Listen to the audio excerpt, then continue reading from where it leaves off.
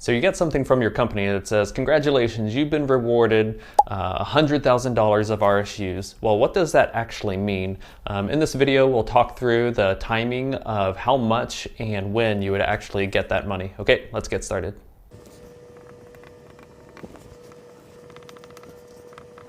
So in order to figure this out, the first thing that we need to do is figure out what our conversion price is. And so sometimes that can just be the price of the stock of a certain day, or other times it could take a range from like an average of the previous month. Okay, so in this example of using the average of the prior month, then essentially we have the grant here, and then so if you look back a month from here, then we'll just say this is about the month, and we take the average of it, and we'll say in this scenario that the average is $50 a share. So now that we have the conversion price, then essentially you just take the dollar amount, this $100,000, and then you divide it by the $50 a share purchase price, and then that's going to convert into 2,000 RSUs. Now that we know the number of RSUs, then the next thing is to figure out when you're actually going to receive those RSUs. So usually it's not all happening at the same time, and it's going to be tied to something called your vesting schedule. And so a real common one would be that it vests 25% over the next 4 years. Okay, so I've just put out the timing of getting those 2,000 RSUs. So we're going to get 500 after 1 year, and then another 500 after 2 years, and so on and so forth until you get to the 4-year period.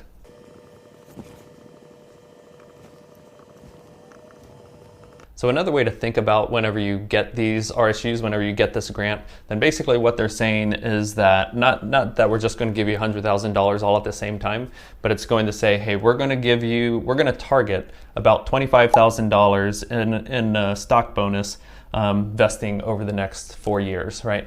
But it's very much tied to the stock price. And so the reason why they do that is because then it gives you the motivation to try to help the company to be able to increase the stock price. And if that happens, then you get to directly participate in the gains.